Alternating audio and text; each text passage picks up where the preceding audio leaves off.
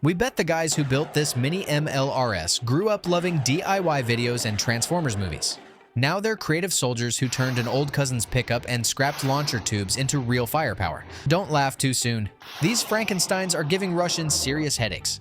Otherwise, why would enemy drones be hunting them day and night? You have to listen carefully. FPVs can reach here on fiber optic control. And Lancet flies quietly. And respect to these men from every car repair shop, because they went further and mounted an MLRS on an old BMW. But don't fall in love with these beasts just yet. One pickup literally flipped over when a rocket jammed in the rail. The crew was lucky they were trained and stayed outside the vehicle, or else they'd already be sharing drinks with the angels. In this episode, we'll figure out what these DIY MLRS are really worth. Do they bring more benefit or danger to the crews? And for our most loyal viewers, stick around until the end. We'll show you how Ukrainians converted an American Humvee into a rocket launcher. That pickup you saw flipping at the start? Not just a blooper reel. This was a deadly minus. The soldiers nearly killed each other. What saved them? Magic, luck, or engineering? That's thanks to the wired control cable. It allows the crew to move to a safe distance during firing or while waiting for targeting adjustments. The idea of separating the firing console from the crew cabin isn't new. It was baked into the very first MLRS designs 80 years ago. Nobody wants to sit inside a pickup with custom rockets overhead and gamble that none of them misfire. Add Russian FPVs and Lancets circling constantly above, and you get the picture. That's why engineers figured out how to fire remotely with something as simple as batteries. And yes, it looks like this. In the launch pack, there's a special section. It connects to the vehicle, but it's independent. It has small batteries. Just 2 batteries are enough to launch a salvo, and they can do it multiple times. They send the impulse to the launcher, and the rocket fires. Even if the vehicle is damaged, you don't need to keep the engine running. But the best way to avoid becoming a target? Fire fast and vanish even faster. These crews are so sharp they can rain rockets in minutes, and Russians don't even have time to trace the launch site. Want the numbers? Here you go.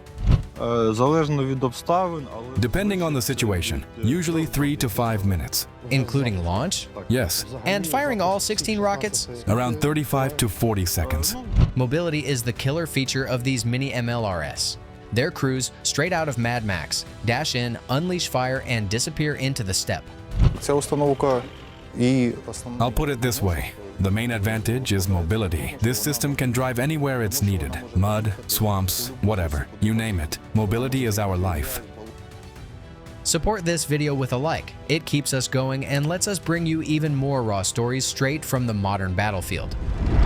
Who do you think is the biggest enemy of pickup-mounted MLRS? Russian drones, artillery, or minefields? You'd be partly right if you said all of them. But the deadliest foe is spring or autumn mud, which sucks a vehicle down like quicksand and refuses to let go no matter how hard you try. To avoid that nightmare, these guys picked a pickup with a reliable gearbox. Still undecided between manual and automatic? Then listen to what the soldiers themselves say. Yes, the gearbox here is a manual 6-speed. It's a fast vehicle. We can drive up quickly and just as quickly leave the firing position. The troops treat their pickup like a soulmate. Their survival and comfort at the front depend on it. Take a look at how they customized the cabin. Tell us, doesn't it deserve respect? What's interesting here, specifically for military use, is that we don't need to tape over the headlights. We've got special switches. At night, we can shut them off completely. There's a built-in compass on the dashboard screen. We've also got special sensors that show the angle of the vehicle, how it's sitting, tilted up or down. Those sensors sometimes help us with firing because the vehicle might be parked slightly downhill or uphill, and we factor that in. Everything closes up, everything hides for night driving. But don't get too enchanted by these muddy war machines. Ukraine's mini MLRS didn't appear out of luxury. They were born out of necessity. With a constant shortage of heavy firepower, Ukrainians started mounting rocket pods for S-8 unguided rockets, both Soviet aviation pods and new locally built Savalka. They even found trophy pods from downed Ka-52 attack helicopters and spare tubes from enemy MLRS. Just look at the face of this Ukrainian fighter. Pure joy as he takes on Russians with their own captured weapons. Thanks to the volunteers from the Russian Federation, these tubes are theirs. We borrowed them. They don't need them anymore. We had a pickup, but before that, fundraisers, and a month and a half of patience. But the soldiers didn't stop there. They mounted parts from a BM-21 Grad launcher and even Croatian RAKSA-12S. As crazy as it sounds, pickup-mounted MLRS actually have advantages over helicopters. Chief among them, stealth and silence. It's much easier to spot and shoot down a noisy helicopter with a man-pads. A pickup, on the other hand, can be hidden under camouflage nets or driven off right after firing. And the biggest ace up its sleeve when facing Soviet-era choppers? Let's hear from a soldier himself. I think accuracy plays a role. Even though these rockets are unguided, when we fire from a stationary setup, we get more precise and predictable hits on the target we want. See, Soviet helicopters launch by cabrating. That's an aviation maneuver where the pilot pulls back the stick, separately lifting the nose of the aircraft before releasing rockets. Pickups fire from their four wheels firmly on the ground, and the crew can adjust fire with far more accuracy. Here's how it works in practice.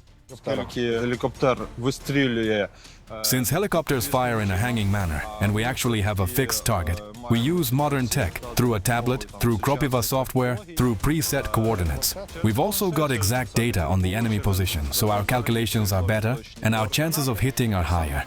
But don't underestimate these mini MLRS. Their accuracy comes from cold math. These men act like true gods of war, calmly selecting targets and leaving nothing to chance. They go through the same routines as any artillery crew.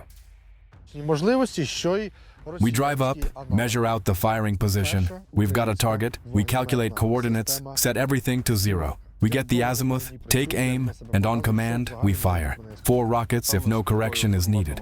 If correction is required, we fire one at a time. And the similarity with a BM-21 Grad isn't just the rockets. It's the crew size too. The crew is 3 people, a gunner, a calculator who works with the Kropiva software, and the driver.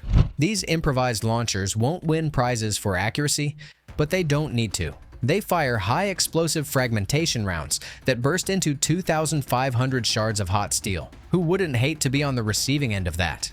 This soldier puts it simply. Every time enemy infantry or reserves move in, or some enemy vehicle is spotted, this machine gets to work at the first signal. Subscribe to the channel so you don't miss more exclusive frontline stories from Ukraine's war. The next hero of our story got a very responsible mission. Ukrainian scouts spotted a massive concentration of Russian infantry. And thanks to this story, we've uncovered one of the biggest advantages of mini MLRS. Which one? The cost of a single rocket fired at those infantry is just a few $1,000s at most, far cheaper than the $40,000 Russia pays for signing one contract soldier. Enemy manpower.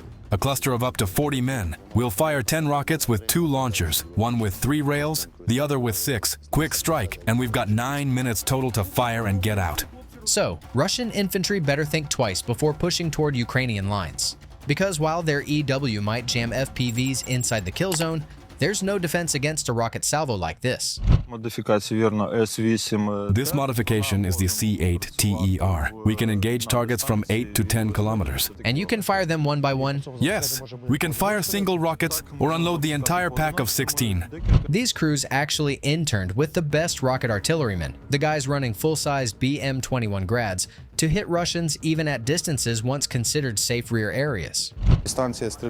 Our firing range is around 14 to 15 kilometers. We set up at that distance and engage the target. This system is basically a mini Grad, a mini BM-21, and its kill zone is much larger than anything from small arms, because each rocket has a blast radius of about 200 meters. And do you smell that sweet scent in the air? Time for dessert for our most loyal viewers, the long-awaited story of the American Humvee MLRS. But warning for anyone allergic, this dessert smells like napalm, not vanilla. Ukrainian volunteers turned 40 Humvees into Iron Frankensteins using instructions straight from the internet. Not clickbait. See for yourself. We went to American websites, found the manual for this vehicle, checked the wiring we needed, hooked everything up. The rocket launch works off an electronic impulse. Basically, you feed that impulse into the rocket. Here's the safety, here's the power. Volunteers also learned from earlier prototypes and added an extra safety cutoff to protect the crew in case of surprises. They used a shielded heavy-duty cable, so even if you drive over it, it won't break. The launch panel looks like this. It's got protection against accidental firing. Rockets only launch if you hold this button down. And here's the first feedback from soldiers who've actually used these Humvees at the front. 2 pieces of news, good and bad. The good one, Russian infantry riding in armored vehicles now panic at every whistle in the sky. The bad one, there are no Humvees left to convert since volunteers bought up every single one available. Mobility, stealth, effective, very effective for precision strikes. When drones spotted enemy armored vehicles or infantry concentrations, we used these to hit them. We burned Russian field depots and destroyed armored vehicles. In our view, pickup MLRS have become a fascinating piece of battlefield engineering, born from necessity in a war where every resource counts. But what do you think? What's their greatest advantage? Mobility, accuracy, or the variety of launch setups? Drop your take in the comments.